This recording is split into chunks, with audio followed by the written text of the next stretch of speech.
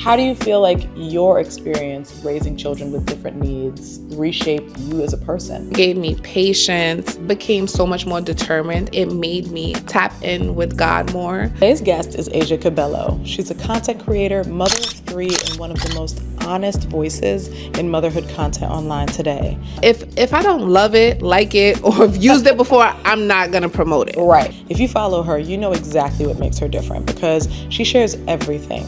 The highs, the hard parts, the in-between moments that most creators edit out.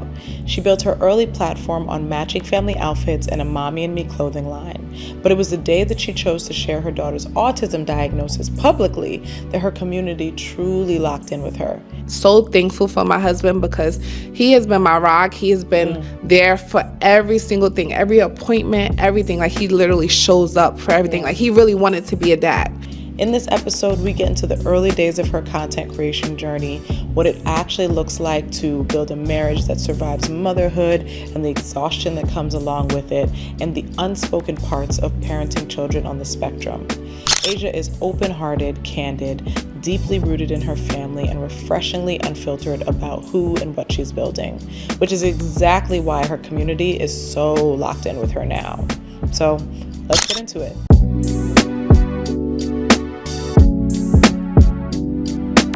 Asia, hi. I'm so happy to have you on. Thank you for having me. Of course. Yeah, we met briefly like a year ago, Yes. over a year ago. Yes. In the pouring rain. We did. And I was like, girl.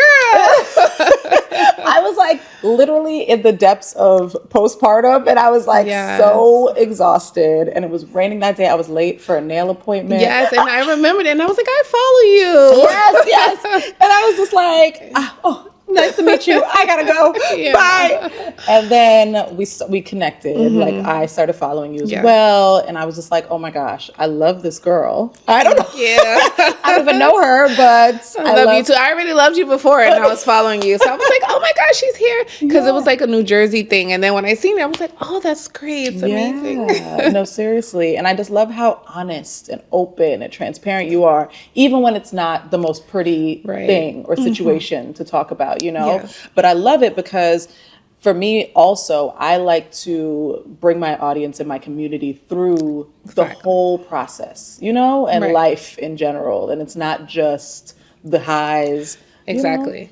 And it's not just all cupcakes and rainbows. Like Instagram makes it seem like the highlight reel. So for my audience, I try to keep it as honest as it is. Like literally I post every single thing, like the highs, the lows, everything, so that people can feel that they can relate to me, they can relate to our situation, they can learn from me. And also I feel like when you start to share, you learn more things. So you know, I feel like that's why me and my community is like locked in. Yes. No, in. seriously, you and your community are locked in. And I love that so much. And it shows because it's like the type of person that you are. How did you get into content creation in the first place? So surprisingly, so I've been on social media for years, since it like first started, Instagram. And at the time I only had one son. And we used to match all the time, and we used to go on vacations and stuff. And people will always ask, oh, where did you get this? Where did you get that? But at that time I was just like, oh, you know, here and there. I knew nothing of it to be an actual influencer. So then I had my daughter, and her gender was we didn't know the gender. Oh my gosh. It was a big thing. So many people were like locked in. They wanted to know, like, oh my God, what are you having? So it just built so much. And then I started sharing, you know, the birth and just different things, outfits. I couldn't wait to have a girl. Like that was my was my thing. I'm like, jealous. Oh my God. I was like, a girl, are you crazy? Like literally we matched for everything. That's literally how our videos started going viral, because we would like, we would go to the doctor's office and we had matching outfits. Like I literally would stay up all night trying to find matching outfits so that we could match anywhere we go. Like I just feel like when a family looks all put together, you know that they're together. Like when we're all having the same color, we're matching. So that's just always been my thing. Even when I had one kid, so now I have 3, and we still do it. So I think that I started to be like more transparent. sharing everything where we went, things like that. And then when I found out that my daughter was diagnosed with autism, I got really, really vulnerable on the internet because I hadn't seen that before. And I feel like that's what really made my page like blow up and take off. Yeah. Because you're honest about it. And I feel like sometimes I feel like people are talking about autism more and their children, being on the spectrum in different ways. But I still feel like there's more work to do. Oh, yes. 100%. And being as honest as possible and truthful and transparent. Yes. So I feel like you're one of the pioneers when it comes to that. Thank you. Yeah. Well, for sure. When I found out, when she first got her diagnosis and I like Googled it, it was like such horrific images and videos. And when I tell you, oh my God, if you would Google, when this is a funny story. Yeah. When she first was getting like diagnosed, so it was like a behavioral therapist that came out to my house. And before she left, she told me, whatever you do, don't Google autism. Oh shoot! For someone to tell you that, girl, immediate. When I closed the door, I was like, you were like, what's happening? Yeah. And I Googled it and I was crying because I had no idea. Like, of course, I've heard of the word, but I didn't know what it was. And I was just like, oh my God, like it just hit me so hard. And I was like, you know what? At first, I felt like I wasn't ready to share. Okay. But then I felt like the older she kept getting, I was like, you know what? I can't hide this. Like, I need to just come out and say it. And then when I finally came out, I did a video and I was like, she was turning 3 years old and she still was nonverbal at the time. Yeah. And I was just like, she has been diagnosed. And I did this whole post and everybody was just like, oh my God. Like, and there was so many people that could relate to it and wrote me in messages. And, I just felt like this is what I was supposed to do. I was supposed to share, my testimony and be able to like inspire people and help people however I can. So oh my gosh. Literally. It's so crazy that you say that because I don't know if maybe I'm on a different side of the internet, but I don't see like terrible things about autism. Which is good. Like I'm like, that's good because girl, it can get, so there's levels, it's a spectrum, obviously. And when we first got them diagnosed, they were young. So I was like extremely on it. Like I literally didn't miss a beat. So at that time, at their age, they weren't able to like tell us what part of the spectrum they were on. So they were like, oh, don't worry, just give her some therapy, they'll be fine. And then I started to like do the research and I really got in the field and I started to do the work. No, that's right. And I feel like that's why, we've been so successful with like their journey. But for sure, there's levels like, autism level 3 is like the highest, and it can get really, really, bad. Okay. So I'm just bringing awareness to it so that, everybody's not like me, everybody's not like my children, and, there's the spectrum it varies so much.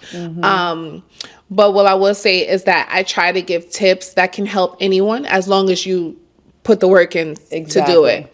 So that's pretty much. But I mean, I feel like it's kind of like the parenting journey in general. Like you got to put in the work for whatever result that you want to see. Quite literally. So, and I love that you that you have done that. And I'm gonna talk to you about that a little bit more. But I want to like touch base on. So did you have a Mommy and Me line?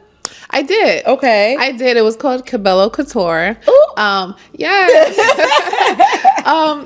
I had a line and it was amazing. It was absolutely amazing. At the time, I couldn't find now, Target and Amazon and all those websites, they have it so easy, accessible. Like you could just go and type Mommy and Me. Yeah. But back when I had my daughter, which was 2016, I couldn't find anything. Like I literally was like I would find an outfit and then search search to try to find matching outfits. So I did try to find like a distributor and everything like that, and it was working great. But then I felt like it was so much competition and I couldn't meet like the price range. Like so a lot of people will want to obviously spend cheaper amounts. So it just was like, I felt like it ran its course. Yeah. And then my daughter started getting older and she doesn't really like to wear the dresses like that anymore. Okay. So it was just but it was really cute. And I do feel like that was another way for me to like lock in with my audience as well, because I would do pop-up shops. Oh my gosh. Yeah, girl, I made a lot of money. I know that's right. What? Yes. So and then I was selling like the little purses. Like it was so amazing. It was so amazing. It was a time. It was a time. Oh my goodness. Sure. That's amazing. Would you ever venture into that again? Even though I know that, Ariah doesn't want to wear the outfit. It's hard now, right? Yeah. Would you do it just in general? I would do it again, just the right way. I felt like a lot of things I didn't know. Like I literally was trying to figure it out as I went. Yeah. And so it was a lot of things like, placing orders for like spring, summer, things like that. I didn't know. And I was like doing it super late. And then I had to pay extra money for shipping to make sure that it came in time. So it was just like a lot of like trial and error that I didn't know at that time. And I feel like it cost me a lot of money, those mistakes. Right. Mm-hmm. But I definitely would probably do it again, and this time I think I would do more like boys matching because girl, we can't find anything. It's hard it's literally hard, especially mom and boys. Yes. That is like that's tricky. It's really tricky. Like girl, that's your business venture right there. I know my husband keeps saying it, like you need to do it. I'm like yeah, that's what we need, because I would love to match with Shay more often. It's so cute. I feel like when you go to like events and they're like, oh, we know they're together, like they look so put together, I feel like that's what it gives. And I just wanted to create that for every parent, like wherever they were going. And I felt like our swimsuits did so well. And I had like family matching, so I was able to do boys, dads, everyone, like, and have various of sizes. So I feel like it was really good. Maybe I'll tap back in. I don't know. Girl, yes. And then also I'm thinking about the holidays. Yes. Like Christmas pajamas. Yeah. I usually get like 3 pairs. You know what I mean? Like three different looks for the whole family. Right. And something that I did this year was I did like mix and match. I did Hannah Anderson. And so then we got like, like David and Shay had the same print, and then me and my mom both had something like with red in it, and it kind of it was like that. So cute, So it was coordinating a little bit, but I feel like the holidays. Yes, I know. I need to tap back in. Yes, but I love that so much. So you did tell me about how you started sharing about being an autism mom, and your experience. So how do you feel like your experience raising children with different needs reshaped you as a person? Your mindset, and just how you go about day-to-day life. Yeah. Oh my God. It shaped me so much. It helped me grow into like this amazing person I am today. Yes. I know that's right. But for sure, it gave me patience. It gave me I would say like I became so much more determined, and I realized that I'm a lot stronger than I thought I was, because you have to have like, and also I feel like it made me tap in with God more, and on a spiritual level it helped me to grow so much, because literally like some days all I could do was just pray, but I would definitely say I feel like it helped me grow as a woman overall, for sure. 100%. And I'm gonna tell you, you're doing an amazing job. Thank you. Like obviously we've only met these few times, but from like as an outsider looking in, from what I do see, and because of your honesty, I feel like you're doing a fantastic job. And I, even in this time, have seen the growth that your children have experienced. And that's a testament to you. And the work that you're putting in, and just like your family unit. Literally, it's every day. And that's the thing with autism, is like the repetition. Like you literally have to do it every single day. So, a lot of people will be like, oh, how can I help my child talk? And it's like, it's not just a one thing. Like I literally, and during the pandemic, I feel like that's when I really was able to get the most progress, because it was just me and them. It was nothing to do all day long. So we literally, like I literally would see like the therapist, everything that they were doing. And then when the world stopped, I was like, you know what? I have all the same things that they have. I'm going to just work on them every single day. And that's when I started to see the most growth. And then from there, we kept going. And then I started to do more research and changing up their diet and just a whole bunch of things. And I mean, you can outsource as much as you want, but that work that you do on your own in the off time, I think is so important. Quite literally. Like I posted a video with the good mornings And for so long, every single day of the week, I would do the good mornings, and the kids would be so over me. Guess what? Every morning, I don't even record it now, but every morning they're like, good morning. They come in, good morning, on their own. Ooh. Yeah, not prompted or anything. We need to see this too. I know. Yeah. I gotta catch it. They come in first thing in the morning. Good morning. I'm like, good morning, like that. Yeah. Oh my God. So it's like the little things you don't even realize. Like, that's work. Yes, it is. Yeah. It's repetition. It's work. Yeah. It's dedication. And you know what? It's love. Right. Literally, like you are showing them so much love on a daily basis. So, yes. Yeah, girl. So. Can you take me back to the season when you started to notice that there was a difference? So Ariah was your first diagnosed child. Yes. And so what kind of things did you start to notice, and how did it make you feel? And okay. So for sure, with Ariah, I started noticing at around, I would say like 1 year old, right after her 1 year doctor's appointment. So I was, when I went to the doctor, I was like, she doesn't have as much words as, like, in my opinion, that she should have had, especially because I already had a child. Baby, so I was comparing her to him, and I was like, she should be saying a lot more words. And the doctor's like, oh, every child's different. You can't compare them. And I'm like, okay. But I had it in my mind, and I just was paying attention to that part, just that she didn't have a lot of words. Like, she had some words. She had like da, ba, things like that. But she wasn't it wasn't progressing. And then I don't know exactly when, but I would say probably around between 12 months and 13 months. Okay. It was like a light switch went off in my child. So I would look in her eyes and you would see nothing.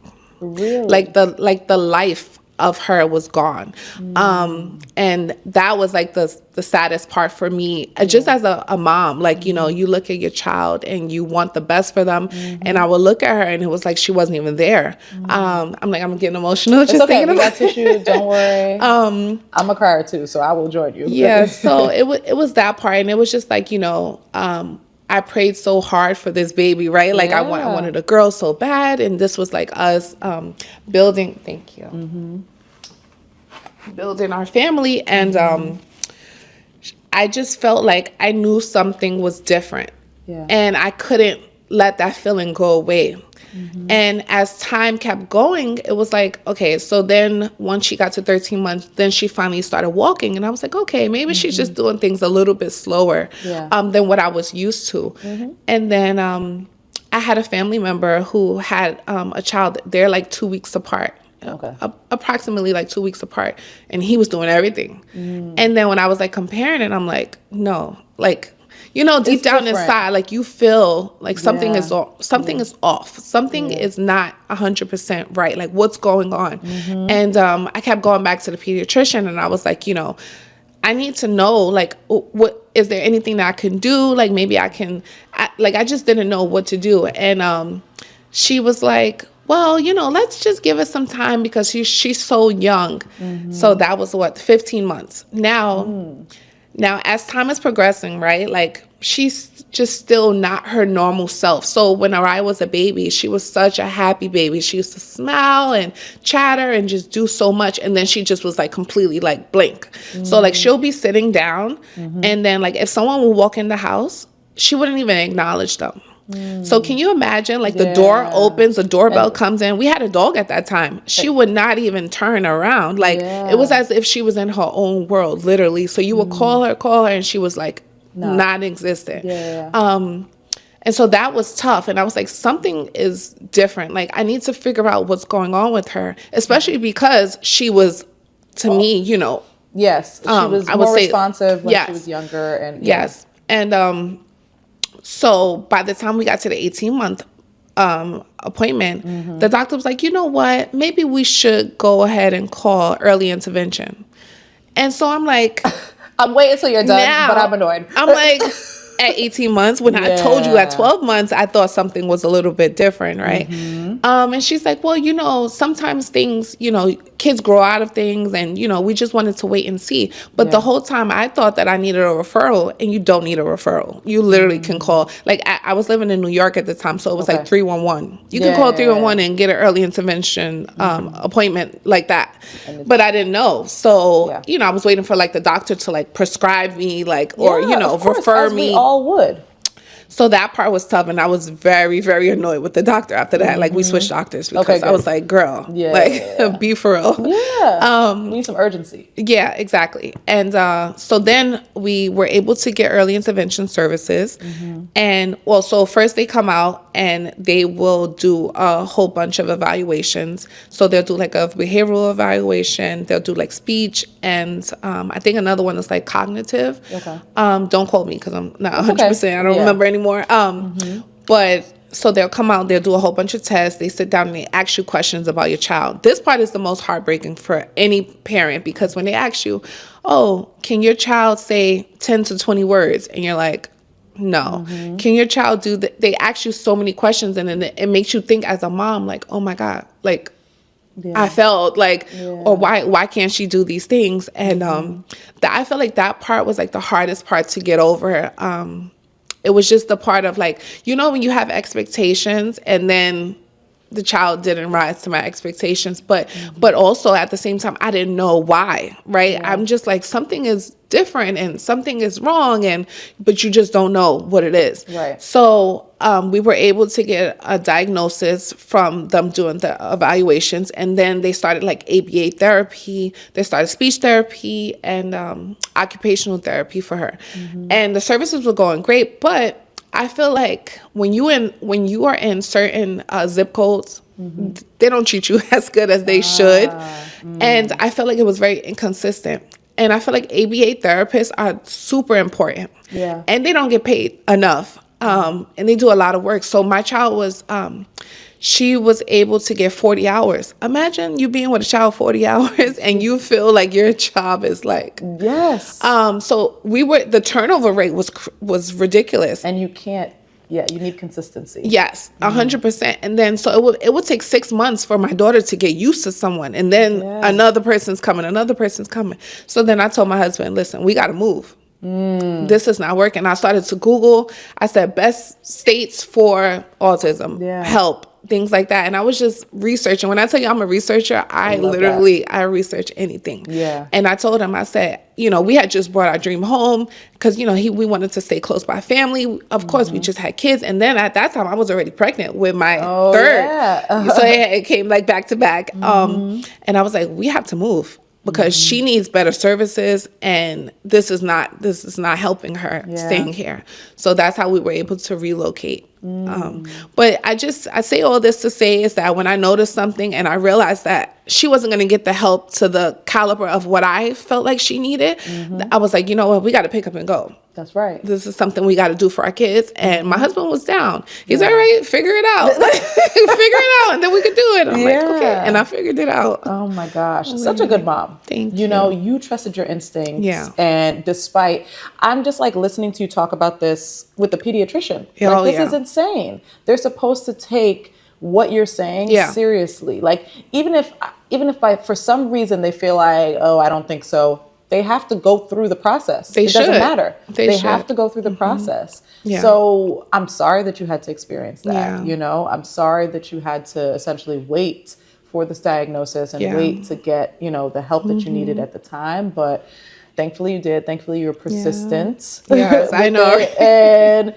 and it's, you know, also it is unfortunate. You know, another big thing is the fact that you had to move and had to go to a different area, you know, in order for them to be, you know, more thoughtful in the process for you. And to have more urgency at that too. It's crazy. Let's talk about that a little bit, you know, like how, you know, you have to uproot your entire family just so you can get better care. Yeah. And so you're not stereotyped. You know, did you feel like you were stereotyped? Also, you know, being a family of color, I feel like that is, you know, that's something. So when I had my first son, we weren't financially ready at the time. But when we planned for my daughter, you know, we got married and everything like that. And we were able to get like better health care. So that was like important to me. Like, oh, we got better health care. Now we're going to go get better services and doctors and things. And so we lived in the Bronx and we had went to Westchester thinking like, oh, it's going to be better. And I just would say no. It wasn't. I'm surprised. So I used to live in Westchester. You know the thing. I know like the area. Thing is that, right? Like what I would say, I had an African American doctor for my son, and I loved her. Okay. And then for my daughter, I had not, and obviously, right? So they never take our things seriously. Never. Ever. Never. Okay, look at it. I'm like, they don't ever listen to us. Yeah, so that's why it's really important for me now. Like, I don't play. It takes me months to research a doctor at this point. Like, I go through Facebook, I go through Yelp, I go through everything. I want to know every single bad complaint that someone had about the doctor. I need to know why. Yes. And then that's how I pick a pediatrician. That's how I pick a neurologist. That's how that's how I go forward with anything now. Because I feel like if somebody has something bad to say about you, normally it's not only one person, right? Like you'll see. And so that's how I literally research everything just because I've had that bad encounter. And I wouldn't say bad because, like, you know, it's the thing. When we finally got the diagnosis and I went back to her and I said, you know, they said it's autism. How come you didn't know? How come you didn't see that? You know what she told me? Went back to her. You know what she told me? She said, well, we only see your child 15 to 20 minutes. That's not enough time to determine. I said, you went to school all these years, and I'm telling you all of these things, her not, you know, having enough words and the not being able to walk and just different things. And you didn't think anything like, oh, well, maybe you should see someone or, you know what I mean? So I just felt like she completely like dropped the ball in that aspect. And dismissed your concerns. Yeah. Yeah. And I feel like, again, it's just that inherent bias that a lot of them have. They're just like, it's not that big of a deal. Or they think a certain thing about our community. Or that we're stronger, we're taller, you know, and all those things. So. Yeah, exactly. And then it ends up not being correct. Yeah. It's unfortunate. And, you know, I'm glad that you're sticking to your guns now and you're getting help from people who actually care about you. You know 100%. What I mean? It's super important. And I feel like that's why I share so much because I don't want people to go through what I went through. Yes. And especially because I didn't know much, right? So I was just like figuring it out as I went. Yeah. So I'm like, you know what? Now I'm going to share as much as I can. So that way, okay, you learn from me. Don't wait until the doctor tells you, oh, you got to wait until she's 20 months to find out. No, you don't. No. 12 months, you can find out. You know what I mean? You can get them evaluated. Even if you have to pay on your own. Sometimes you just got to do what you got to do. Yeah. And if you have that concern as a parent, you should definitely act on it. Yeah, absolutely. And, you know, I'm all about, you know, trusting our healthcare providers and their expertise and the work that they've been through. But also you have to trust your gut and your instinct 100%. And push until something gets done. Yes. Yeah. So I love that you did that, you know. So how has the way that your children experience the world changed how you experience the world? Oh my God. I know. Literally, they have shaped my whole world. It's so different now. So my youngest, Dylan, he's more sensitive with sounds. And so when they're 13 months apart. So when they were between 3 and 4, that was the toughest time of my life. It was like a blur. I can't even remember parts of it. Like I was like just showing up every day, but like what was going on? When I look back at the videos, I'm like, girl, was you here? Like, so, but that was the hardest time. And I will say, like, you know, we kind of like stayed in the house and didn't do too much because there was so many outside triggers for them. And then I realized, like, you know what? I can't raise my kids like this. Like, they have to have a life too. Yeah. And then I made a decision one day and I was like, you know what? I'm going to give them the best childhood that I can, no matter autism or not. We're gonna see this world. I'm going to give them as many experiences as I can. And that's what I started out to do. And then now I go places and I take them places and they're like, oh my God, how do you take your kids to the restaurant? How do you do this? Literally one day I was like, we're going to do this. Yes. It's going to be hard as hell. It was hard. It was hard. I'm not going to lie. In the beginning, it was really tough. It was a lot of times that we would have to get up and leave, or different family functions, we would have to get up and leave. But we still made the effort to go. Yeah. And I'm 100% grateful that I did that, because now my children are able to go places and, you know, see their family and go to restaurants. Like my daughter, every day, she's like, can we go to a restaurant? Can we go to a restaurant? I'm like, that's my kind of girl. I know that's right. Every day she'll ask her father, like, can we go to the restaurant? I'm like, girl. But yeah. Oh my goodness. So he's super sensitive with sounds, and he's not able to, like, how do you say, like, okay, so if there's like a child crying, for instance, that's one of their triggers. They will want to run away. So it's called eloping. They will want to run. Okay. And they're not like running to like punish you or anything, but they just want to get away. And they can't tell you that, oh, I'm overstimulated, I need to get away. So they'll just take off and run. Okay. That's one of the reasons why I started getting into the gym. Because I was just gonna say, that's why you be in the gym. that's why I be in the gym. Because let me tell you something, my daughter used to run full speed. Autism kids, they are so fast. Oh yeah, they are so fast. They're strong. They're fast. They're everything. And I would say, like, his sound sensitivity is such a big thing that now when I'm places even without him, I'm like, oh my God, there's babies crying. I'm like, I'm so easily overstimulated now, and I'm like, what is going on? And I'm like looking around, and like it's like I literally try to put myself in their shoes anytime we go anywhere. Like literally, I feel like that's what I tried to do as a mom. Like, so when they used to have a lot of meltdowns, right? They were each other's triggers for a long time. Oh wow. Yeah, so that's what made the journey even tougher, because I had two. So one would start crying, and that would make the other one cry, and then they would be upset that that one is crying. So it was a lot.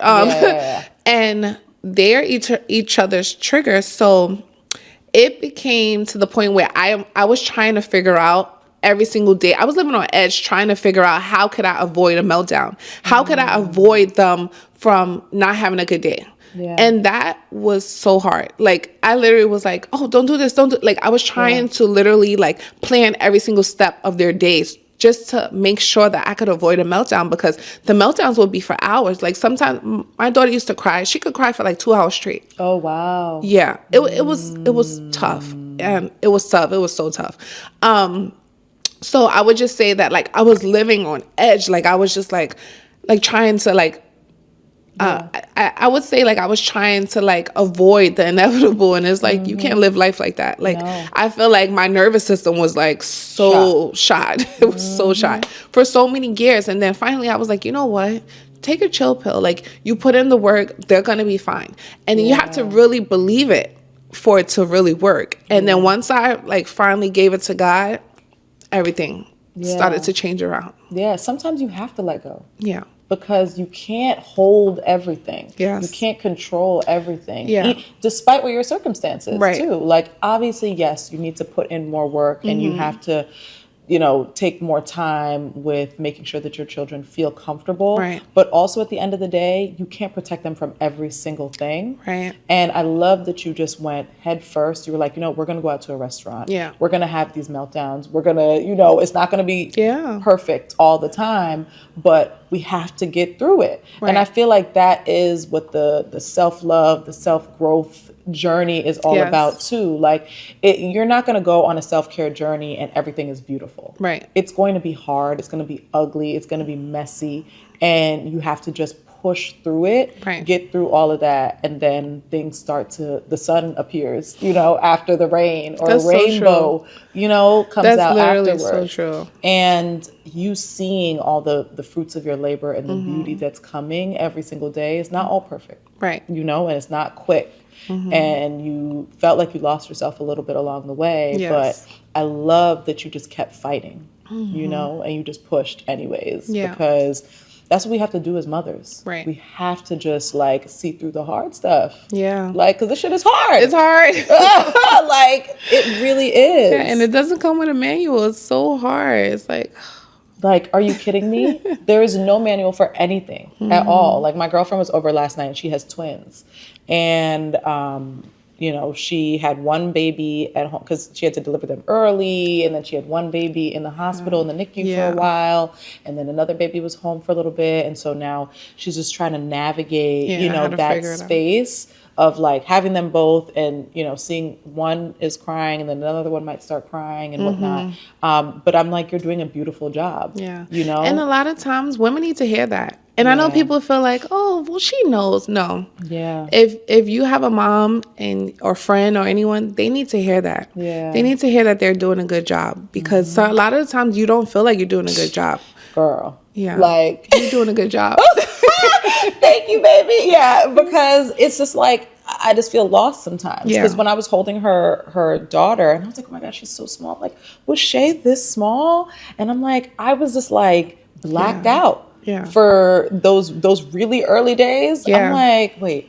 Like, I remember, but I'm just like, I felt like it was an out-of-body experience. Yes. You know, it was 100%. Hard. And sometimes, you know, and then the sleep deprivation, and you're just like a zombie. You're tired, and that heightens everything. Everything. Like, you being upset or annoyed is at 3,000 when you're freaking tired. Yes.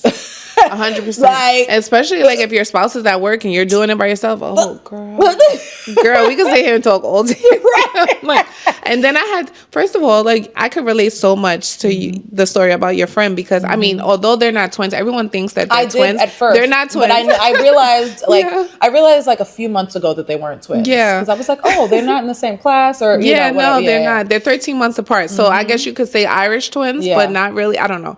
But it felt like twins when they were little. Oh my God, and they would cry. It's like, who do you run to first? Who you know? And I had to realize that whoever needs me the most at that moment, that's who you go to as a mom. And you don't know. You're just trying to figure it out, right? And whoever's not in danger, they could wait a little bit. That's how I internalized it. That's how I like figured it out.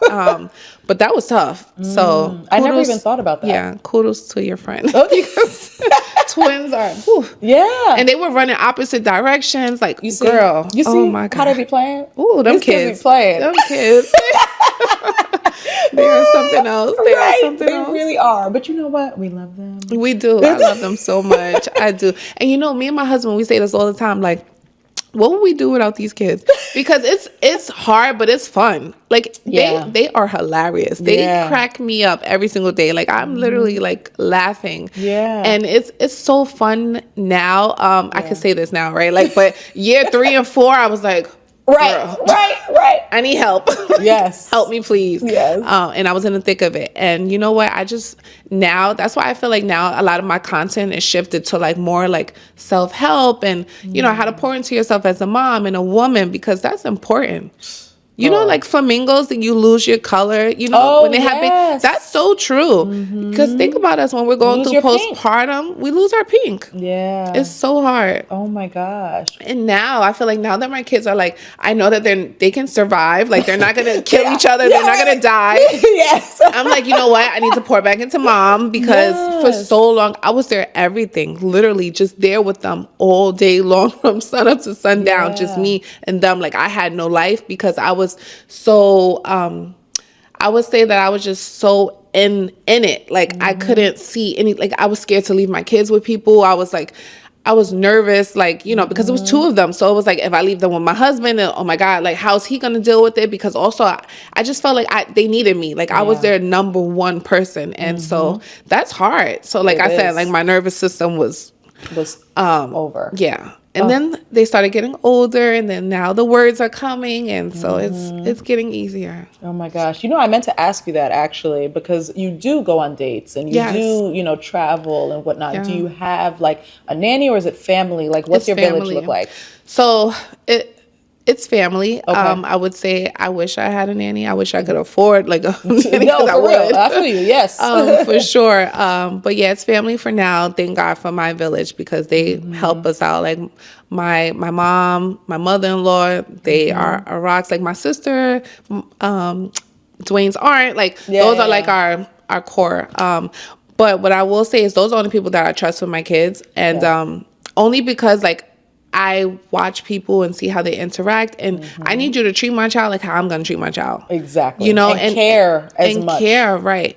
And so it's hard, because especially when they have like extra needs, like it's not just like, oh, they're going to just run around. No. Yeah. Because if you hear silence for too long, you better go check on that kid. What's going on? What's happening? Yeah. And then, you know, like they have no sense of danger. So they'll be like climbing on top of the painting up there, hanging from, it's like, are you okay? So like, it's like danger. Yeah. I literally feel like that whole part is like, they have no sense of danger. Yeah. So you need somebody who's just like on it, vigilant and just. And me and my husband worked really, really hard to like prioritize ourselves and start going on day nights, because we had gotten to a point where it was like, you just survive. Like, we weren't thriving. And me and my husband been together since I was 13 years old. Mm-hmm. And, we've went through so many ups and downs, and just as far as like friends and friendship. And once you have kids, it makes it harder, because like in the beginning he was my everything, right? And then now the kids are here, and it's like, but that's another conversation. That's a whole other conversation. But what I would say is that put your spouse. I know people are gonna hate me for this. This is gonna be controversial. No, listen. Put your spouse first, and I'm talking your spouse. Okay. Yes. Put your spouse first, and then them kids. Because what happens is when them kids grow up and they move out and they leave, who's gonna be there? Your spouse.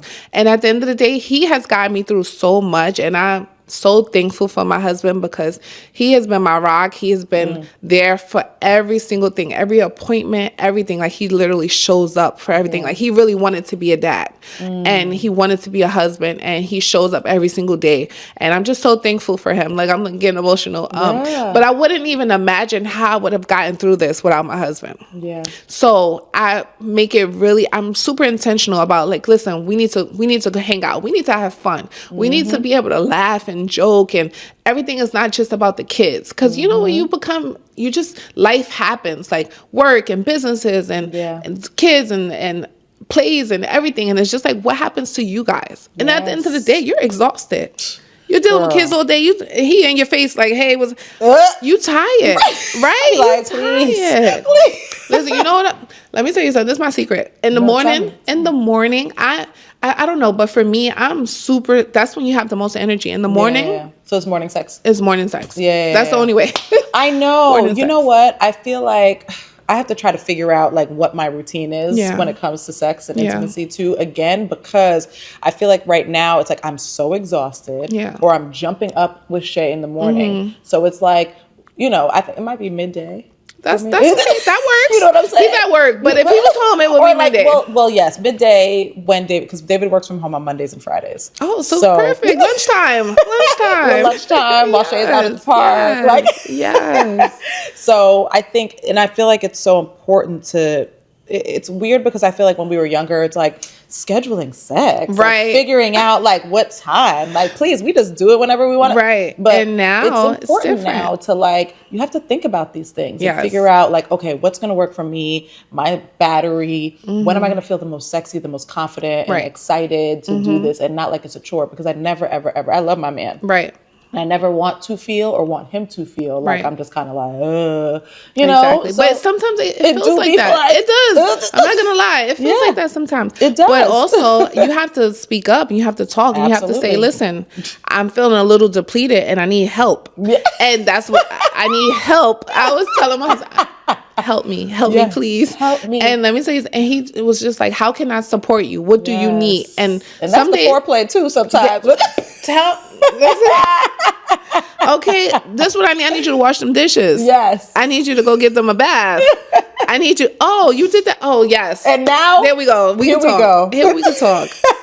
Yes. Now I'm ready. Yes. Yeah. It's so, and I love that you're talking about this and that you express this, not just with me, but also with your community, because I think a lot of women don't want to talk about this part where it does become difficult, to be intimate and to feel, because similar to one thing that resonates with me and seeing your relationship with Dwayne is the fact that like you two are each other's best friends. Right. And that's how it is with me and David. Like, that is my guy. Right. And so in this motherhood journey, I feel like there have been moments where, like, we have been like two ships passing in the night. Right. And we haven't been as close or as, silly or, doing all the things that we used to do. Right.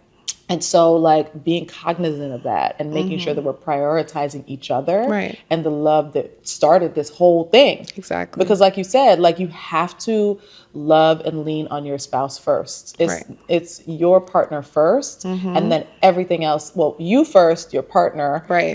That part. you first, your partner, and then everything your else. children. Right. Everything else falls into place after that. It will. And I like how you said that he wanted to be a father. Right. Because a lot of men don't want to be fathers. They don't want to be husbands. Yeah. They just want a partner. Yeah. Or they want a woman in their house. Oh, yeah. And they want these kids just to say that they have them, but they don't necessarily want to step up to the plate. Right. So that's a beautiful thing. Right. And they don't realize how much work it takes. I think that part. Yeah. Like, I feel like we both came from, like, you know, single parent houses, and we both didn't know what that looked like. Yeah. You know what I mean? Like, he didn't know that I needed help with the kids at night for bedtime. You know what I mean? Yeah. He just was like, oh, like he would come home from work and just like sit on the couch, and then I'm so angry because I'm like, you've been going all day and you don't want to help with these kids. Yeah. Like, but you know what? I realized that I needed to voice that to him. Yep. And so that comes with the communication. And that's the thing of us being best friends. Like, we always talk. So no matter what, we will talk. Some days we will stay up into the morning hours just talking, because, you know, you miss your best friend sometimes because life is lifing. Like, and so I just feel like that's really important to just make sure. But, you know, and the thing is that it's going to happen. You're going to go through those spells and like you know, the cells are shipping. But when you feel it, you just make sure that, you know, you get it back. Pull it back in. And I think we're in that space right now too, where we're both kind of like, what is going on? Right. Like, you my person. Right. Like, what's happening? So we're in the process of making sure that we're pulling everything back together, and that we're choosing each other always. Right. And that's one thing that I will say I'm happy that has never left. It's like, it's always just been like him and I. Like, we know that you're my person, you're my number one and my priority. So it's just about like getting in a routine of that again and just feeling good, because it's like, it's not even just these kids, it's life. Right. You know, it's work, it's, you know, everything else going on around us. It's social, it's financial, it's like all of these things that you have to think about. Yeah. So, so I love that you know, keep that at the forefront, and you go on date nights and you show that, because I think there are a lot of people who want to talk about, you know, those of us who say that we want to put our man first. Right. And, you know, it's helped to, it's not my problem. We've been married 11 years, so I don't think it's working. I know that's right. Yes. We'll be 5 years married, but 10 years together this year. So, oh my gosh, girl. So 13. So you got to tell me about that. I'm like, it's not even a question up here, but I need to know. So, okay, so tell me how you met. Oh my God. Look, I'm like, I mean, like middle school. So yeah, literally. So for me, it was the summer of 7th grade. So Dwayne is 3.5 years older than me. So we met at a teen party. All those people in New York, they're gonna know what I'm talking about. It's called the Skate Key. And, well, it's no longer there now, but it was back then. Like, I'm trying to remember, because I used to live in New York. I was in Mount Vernon, and then I was in Pelham, and then I moved to Florida when I was 14. Oh, so but you were more like true Bronx, right? Yeah. So it was like on 138th. They also had the Skate Key in Allentown, but I wasn't. It sounds so I feel like my friends would go there. You probably know, yeah. You know about it. Okay, but anyway. Yeah, so anyway, it's called the Skate Key on 138th Street, and we met one night. It was called Jersey Night, and you had to like dress in the theme. Oh, the Jersey dresses, yes. Yeah, and we met that night. And look, we've been together ever since. Literally, like, how would I say? It's so much more to get into, but yeah. But you've been together for we've a really been together long time. Ever since then. Oh my goodness. Yeah, that was in 2003 that we met. Oh my God. I know, right? Baby. Yeah. Literally, like, he took me to my junior high school prom, my high school prom, college, then we had a baby, like everything. Yeah. Wow. So y'all are true sweethearts. Yeah. And that's the thing, like, it's so much work. Like, I know people be like, oh my God, like, it's a lot of work. Like, you literally have to fight. You have to fight every single day. Yeah. And because what happens is, the person I was at 16, 18, 20, I'm no longer that person in my 30s. Yeah. So each time we have to relearn each other. And that has been like the challenge, like trying to figure it out, you know? So that's why I feel like for us, vacations, we have to take vacations. We have to come back together and have fun and figure it out, you know? And so that's always been our thing. Like, once we started traveling, I would say in 2010. Okay. And ever since then, we were like, oh, we have to do this more often. Like, we realized, like, this was our thing. And it got hard, like, once the kids were diagnosed. And, like, so we didn't travel for, like, maybe a good, like, 3 years. And that was tough. Yeah. That was tough. But then, you know, we got out of it. And then now we're like, every day. Like And even if we can't, but even if we can't travel, we try to do a date night at least, because you never even realize, like, as parents, sometimes you can't even go to the grocery store together because, like, who's gonna watch the kids? Exactly. Like, the kids are in the back, mommy. You know what I mean? And like, so we miss things like that, like just listening to music together. It's like just getting in a car ride. Like, so now that our kids are older, you know, I have a teenager, so I'll be like, okay, mommy and daddy's gonna go for a ride around the block really quick. We'll be right back. I love that. And it works for us because we need that sometimes. We'll go for a walk, like we go for bike rides. Like, we really, really try to like lock in, especially if we feel like, you know, I ain't feeling you today. I ain't feeling you this week. All right, let's figure it out. Yeah, we gotta bring it back in. Yeah. Because you're not always gonna like them. No, of course like, not. Sometimes David annoys me a lot. Not a lot, but like a lot. No, a lot, yeah. Not a lot, but a lot. A lot in a good way. Right. Yeah, girl. Oh my gosh. So we've talked about the kids. Yes. We've talked about the men. Let's talk about you. Okay. You know, I feel like there is truly like an invisible weight. Oh, yeah. You know, when was that moment where you realized that you were holding everything? I know that you decided, you were like, all right, I need to take a chill pill right now and just like allow things to run its course. Right. When do you feel was that moment for you? Did you hit a breaking point, or did you know you were about to hit a breaking point, or like what did that look like? I would say that I hit a breaking point. Like, I felt like I was like extremely depressed at one point, and I was like crying every single day, and it was just like, you know, and I felt at the time like no one could understand because there was no one around us that had special needs children, so they just don't get it. So I felt like I was putting so much on Dwayne's shoulders at the same time, and I was just like, you know, I need to figure out something for me. I need to like figure out like what's going to make me happy outside of being a mom, outside of being a wife. And then, because you know what's the thing? I feel like this is probably my epiphany. Somebody said, what do you like to do? What are your hobbies? You know, I could not answer that question. Girlfriend. Yeah. I was like thinking, like, I was like, oh my God, like, who am I outside of being their mom? Yeah. Outside of being his wife, who am I? And I was like, you know what? This stops today. Oof. Literally. I'm going to go outside, you know, and what helped me was getting in shape. Okay. Because I feel like, I had started to like gain weight like after the pandemic, and I was just like, oh, this ain't working. No, I need to get into the gym. Yeah.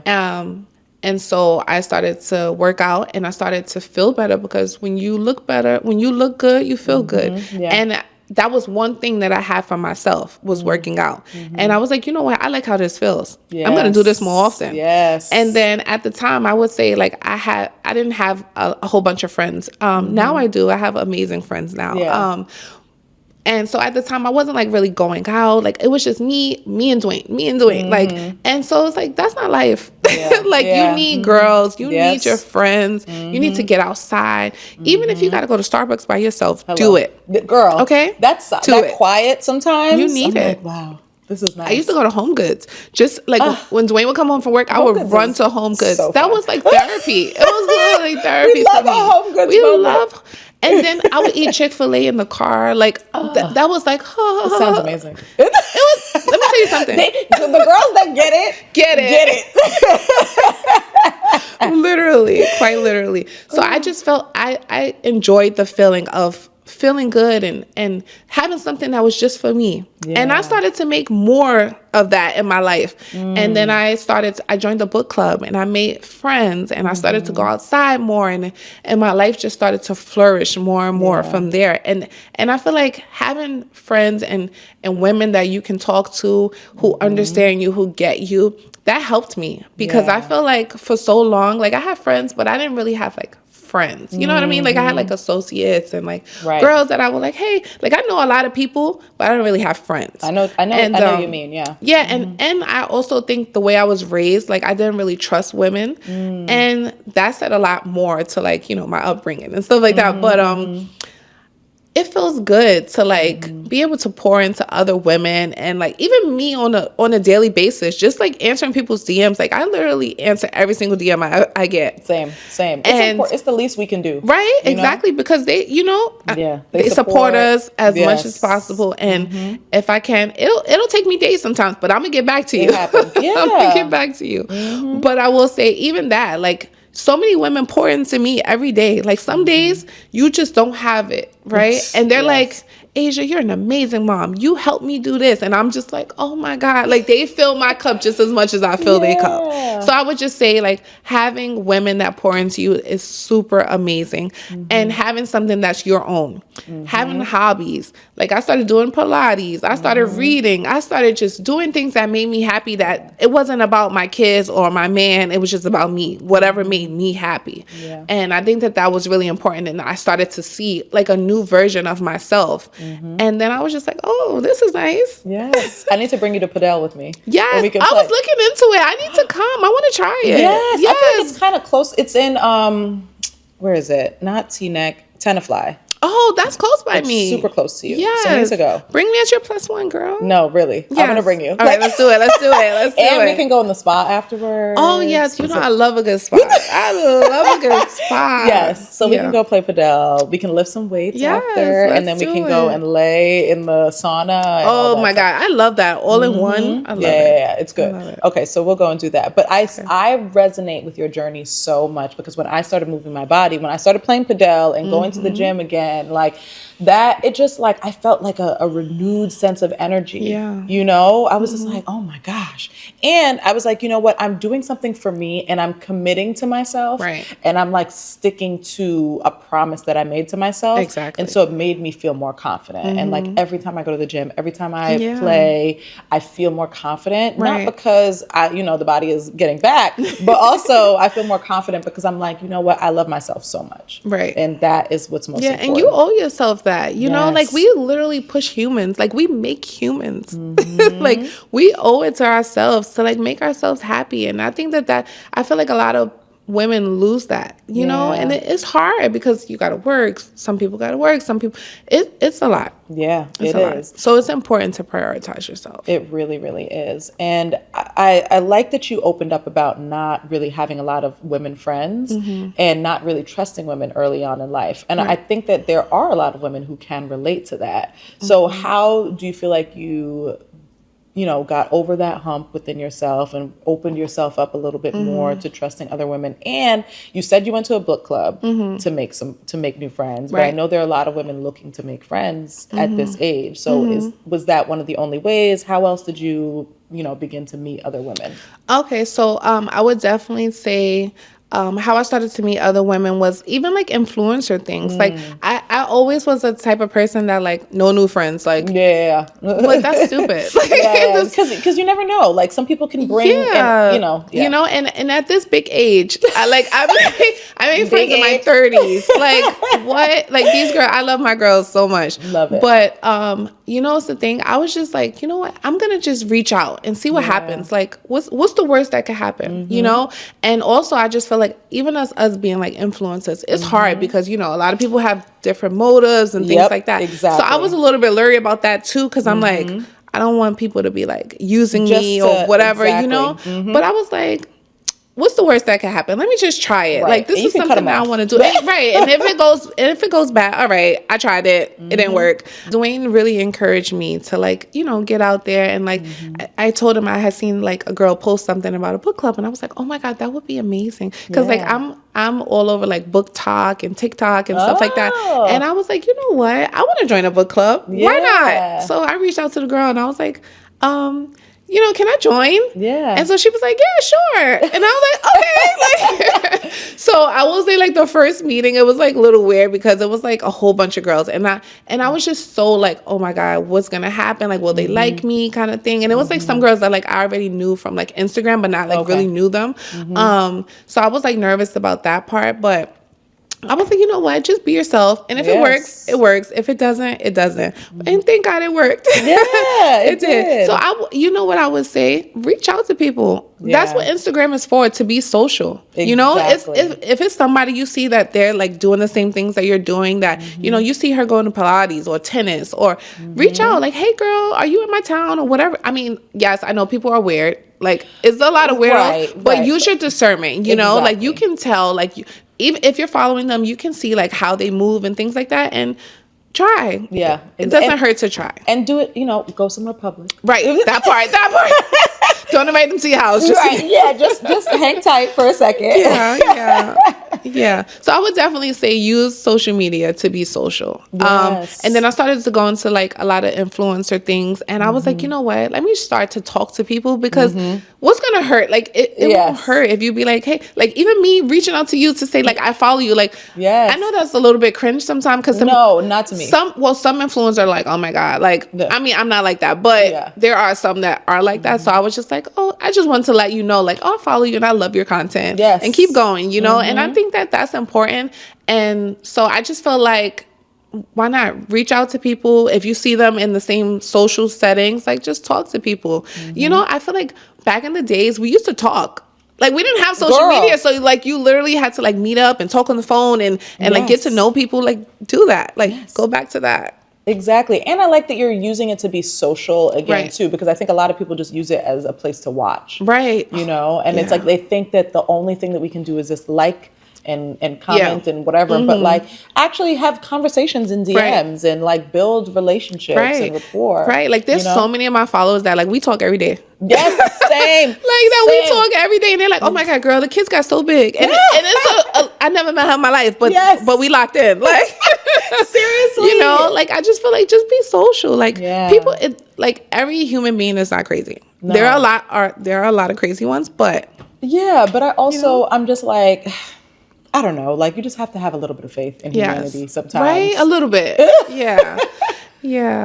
Yeah, and I'm the same way. Like if I see you as a creator that I follow and I like, I'm going to tell you, I like your content. Right. I know this about you because I saw it here and there, because that's the point, right? Exactly. You're sharing this so that I know. So what makes it weird? You know, so I love that. Me too. I was just having a bad day, but not that. No, but you were still nice though. You weren't like, get away from me. You know, like I just had like my hood on though. I was like, I'm surprised you even knew who it was, because I feel like I had like a hood on. But you know why I realized that you were looking for the same place? Because I did the same thing when I got there, and I was like, oh, is it this place? And you had the same face, so I was like, oh yeah, it's right here. And then I was like, oh, I follow you. You know, but I just feel like, you know, for my people, if you see me in the street, say hi. Say hello. Say hi. I always tell people that too. They're like, oh my gosh, I saw you, but I didn't want to bother. I'm like, girl, it's not about it. I mean, like, if I'm in the thick of it with my kids, all right. Oh, well, yes. But, obviously. You know, it's so weird though. Like, you know, sometimes people will be like, they'll see me and Dwayne in the strangest places, and they be like, hey girl, how's the kids? Oh, we in a strip club. You ask me how's the kids. First off, I love that. I love that so much. I really would love to see one of my followers in the strip club. Like, girl, I be seeing my followers everywhere. We be locked in, and they love my kids. They don't play about my kids. That's one thing. They do not play about my kids, and I love that for me. Because like that's like my little village. This is my online village. Yes, I was speaking at the Mom Friends in DC the other day, and they had like a little mommy pamper station, and there was a woman there. She was doing like B12 shots and whatnot, and she was like, I follow you, like I followed you for a really long time, blah blah blah. And I was like, oh, so we were talking, and so she was like filling out the questionnaire for me. She was like, you still breastfeeding, right? Yeah. She was like, I know you breastfeeding, right? That's how much we share.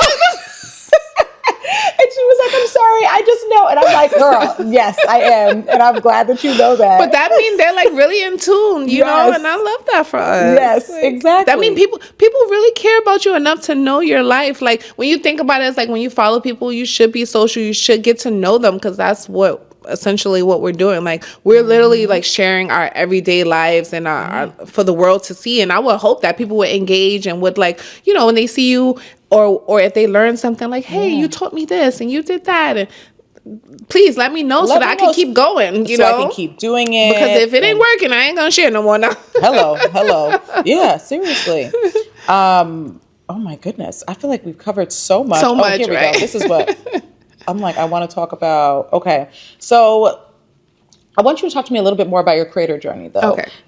And I know that you said that you've gone viral for your mommy and me outfits, and then also sharing your autism awareness. Right. And so, how would you, I guess, categorize yourself in the creator industry, and like, what do you feel like is your lane right now?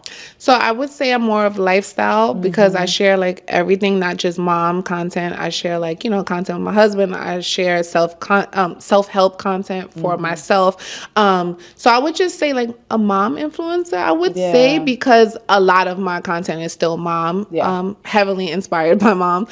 But I will say that like I started to switch. So before I would share only about the kids and then I was like, you know what? No, that's not, I don't want to just be in this little box of I only talk about my kids. No, I want to start sharing about my relationship, and I want to share the things that I've learned as a human being on this world for 30 something years, And so I was just like, sometimes the content don't hit, right? Like, but I don't care. Like now I've gotten to the point where I literally share what I want to share because I look back at it as like, it's like a resume in a sense. Like, so I'm just going back and I could just watch the videos and I could remember the time of me being there.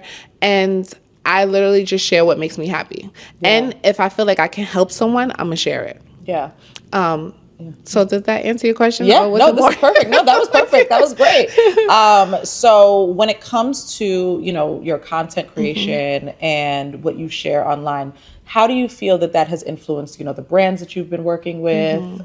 Do you feel that there is a difference in the brands that you work with? Or like, do you feel that there are some brands you would want to work with that have, I want to know like what that scenario is. So for sure. I would definitely say that because I share so much about like my kids and like the things that I feed them, the things that I don't feed them, I do feel like that has hindered me from like certain things, but that's okay because I'm super transparent and I'm super honest. And as an influencer, I feel like sometimes people lose that that goal, and I'm one of the ones I'll turn it down. If it doesn't resonate with me, my followers, my children, if I don't love it, like it, or have used it before, I'm not going to promote it. Right. You understand? So I'm very like, you know what, this is not going to go well with my audience because I know them. Like I'm tuned into them. So I've turned down a lot of deals because I just don't feel like it will be a good fit. Like, I can make the money, but for what? It's like, for me, I feel like it's more of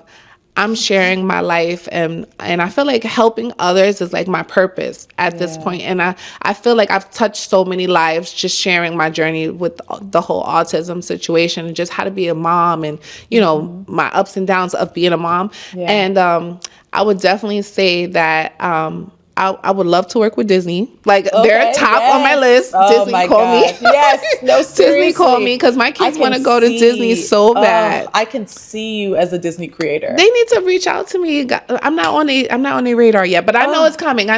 Yeah, I've seen some Disney creators without kids, and I'm just like, really? Yes. I feel like Disney called me. Yeah. Like, girl. But I was sorry, my allergies. Okay, forgot to take my Zyrtec. Okay.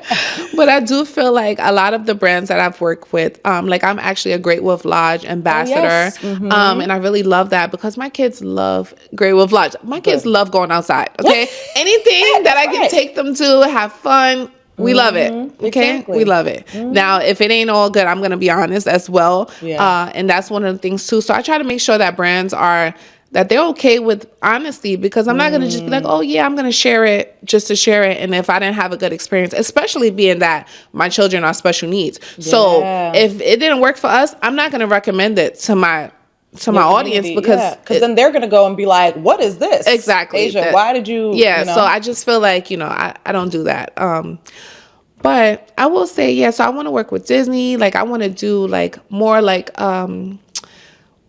I would say like hotels. Like I want to travel more. Like I want to travel with the kids more. Being that like we're a family of 5, so it's like it gets expensive. Absolutely. Like, expensive. So if you can, right. Like I'm like JetBlue, hit me up. We love JetBlue. Yes. Like like that. But But yeah, so far so good. It's been going well. Like I've been reaching out, but a lot of the brands are inbound. Amazing. They're coming to me, and I guess like they're finding me from my content or something. Something I'm doing is working. So exactly, that's what you got to keep up. Yeah, so. And I feel like you get better opportunities when it's inbound because they have the budget, they're ready, they want to do something, and they come to you because they see the worth in you. Right? Yeah, inbound opportunities are basically my bread and butter because like I used to pitch a lot, but I've realized that sometimes it's not as helpful as just like doing the work and showing the content and making 100%. Sure that your content is searchable and findable for them, where they will come to you. Well, they will come to you. You know what I mean? And then you have way more negotiating space when they come to you versus when you go to them. You know, so I just feel like if it's meant for me, it's gonna come to me. I don't really even have time to pitch, to be honest, because I'm like, I'm a mom, so I'm trying to like film content, edit content, and then you want me to pitch. I don't have time. I don't have time for it right now. Are you self-represented? I am right now. Yeah, I haven't found a management agency yet that I felt like, you know, fits me right. Because I don't want to just be like a number on the roster. Like I want to be with an agency that like is going to help me and push me and help me to be a better creator. You know what I mean? Yep. So that's what I'm waiting for. Good. So good. Oh my goodness. Asia, we've talked about so many amazing things today. I feel like we just scratched the surface. I feel like we could go for another few hours. We could, because I could talk. No, me too. And I'm just like, tell me more. Tell me everything. Oh, but this is great. So I want to know, how are you rewriting your narrative as a woman right now in your life? So one thing that I'm doing is putting me first, 100%. Like as soon as I wake up, it's about me first, and then I tend to other people. So whether that's, you know, going downstairs to walk on a treadmill or, you know, reading a journal, reading a chapter in my book, editing content for myself, anything, just focusing on myself first and then everyone else. So I just feel like before, you know, when you wake up, the first thing you open your eyes, you're like, oh my God, the kids. No, I don't do that anymore. I focus on myself, and then I tell the kids to wait a second because now they're older, so it's a little bit different. I'm over here like, I can't wait. No, let me tell you, when they were, this is the thing though, tell me, give me advice. Okay, when they were little, I would just like, if they were crying, let them cry. It's okay for them to cry. It's healthy for them to cry.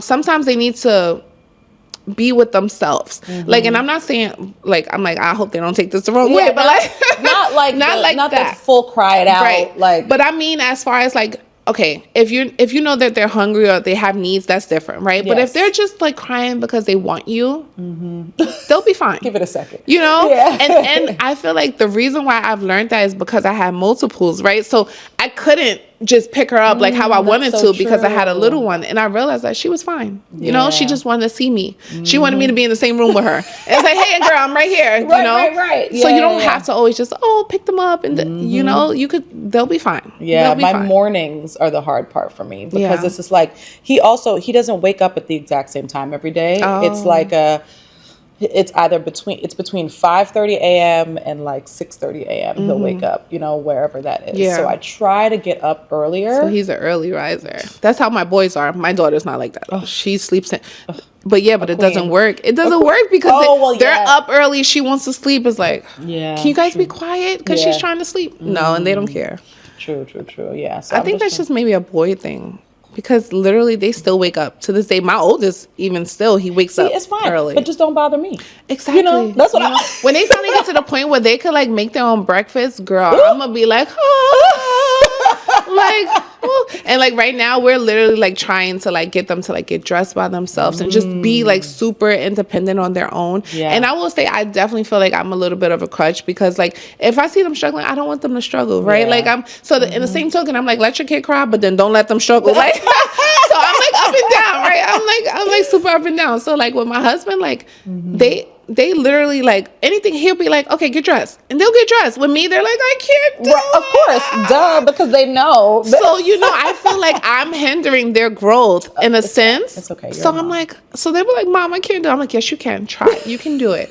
And then they'll be like, and try, and then like you know what my husband told me to do? Just walk away, leave them, and let them figure it out. And then I'm like, what do you mean let them figure it out? Like we don't have time to let them figure it out. And he's like, I'm telling you.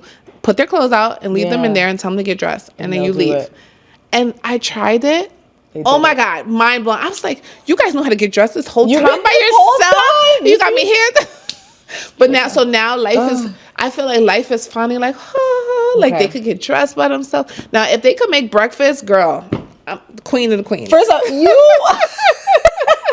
you'll be like, all right, y'all, I'm staying in bed for the whole morning. Right, because I'm one of those moms that like I get up and I make them breakfast every single day. Like, you know, and you've seen my son. The youngest, he eats so much food. He wants omelets, turkey sausage, he wants bacon, he wants avocado, he wants Shay is like the small version of that. Like oh my God, he's gonna be just like they eat. They can eat a lot. The boys, he literally has. So we'll start him with like 5 of the little mini pancakes, and then he'd be like, more pancakes, and so we'll give him pancakes. He'll have a little eggs. He has like 6 big hash brown, like tater tot hash browns. Like and you know why? Because they're so active. Like they jump, and then an hour later they're hungry again because they're literally like jumping it off, and I'm like, you can't be hungry again. There's no way. We'll give him a full thing, and then as soon as we like have our plates, now he's in there with his little scavenger face, looking for more. But you know what? With me, I'm not one of those parents. You cannot eat off my plate. Really? I didn't like that. No, Shay eats. He'll take his little hand and grab out. Oh my God, I would die. I would die. Yes. I do not. You know what? Maybe it's just that I don't like sharing. I don't know. That's the thing. I'm working on it. I don't either. I'm in therapy, y'all. Because my husband's like, why you don't want to share? And I'm like, why? Like, why do we have to share? Why? So like, I'm very like, I'll make your plate, and then this is my plate. No, this is mommy's plate. You ate your plate already. Boundaries. I love that. It's important to set boundaries with your kids. I set boundaries with even when they were little, and as far as the crib, I don't play that. I need my sleep. Oh yeah, so I need my sleep. I put them in the bed. They weren't in my bed. I did not play those games. I did a little bit because I was so tired. Like, no, I get it. But David, he was like, absolutely not. Because you know why? Once they're in the bed, that's it. Yeah, you know, it's years and years and years to get them out. He's in his crib. He is 1,000% in his crib, and at least if it's one of you guys, it has to be one of you guys in the relationship that's like, listen, the baby, and that was me. That baby can't sleep in here. They got to go back in their crib. He would get in the crib, and he was like, in the bed. He'd be like, if he sees a little body in there, he's like, because now he knows that's it. He's like, you're in mommy mode. Like, our bed should be our bed. That is for us, and that I've always been like that. I've never been no kids in the bed because mommy and dad. This is mommy and daddy time. Yeah, no, seriously. I was just tired, but no, I get it. It was quick. It was a quick moment, but I knew that it's a slippery slope. Yeah, you make one wrong move and that's it's done. They will never. You got little legs in the back of your your back forever, and now you're waking up. Yes, so he's in his crib. But in the morning, I try to just like let him stay in there and like play. We'll put like little stuffed animals there, so he'll play with his little toys. And he'll be fine. Like let him play. Even if like you're doing your own thing in the morning time, and like he's up, but let him stay in there. He's fine. Like he's not like, oh my God, I'm starving. You'll be fine. You'll be fine. Yeah. So I'm just like trying to do that so that I can like have something. You know what I mean? Have sex. Right. Yes. Try it. Let me know how it goes. Right. I'm like, Asia girl. This morning was great. Yes, I'm telling you, it worked. Especially like, when you have your 9 to 5 and stuff. I know life gets busy, but you guys have to prioritize each other. You literally have to like listen. And even some days, like my husband will wake up late, and I'm like, "You woke up late. Now we don't have time." And now I'm angry, and then he'll be like, "Okay, I got you when you come home." Then we gotta hide in the laundry room, or we gotta hide in the closet. Like, but listen, you have to figure it out. Like because by the end of the day, I'm gone. So he knows it's over. If you don't catch me by 8 o'clock, the window is closed. The door I'm sorry, closed. My man. I'm tired. Yeah. I feel you.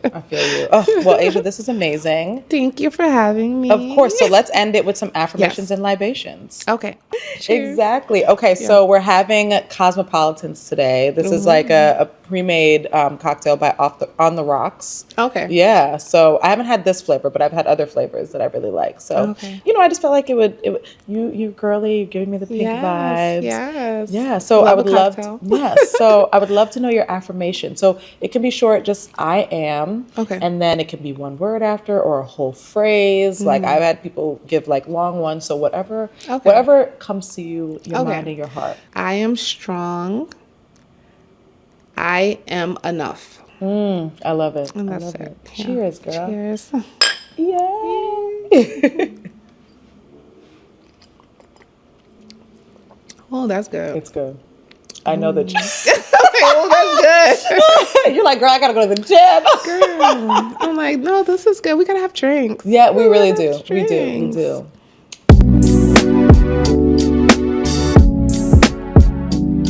Thank you so much for tuning into this week's episode of Meanwhile She. If you enjoyed this episode, please be sure to subscribe and leave a comment. New guest episodes drop every Tuesday and new solo episodes drop every other Thursday. Until next time.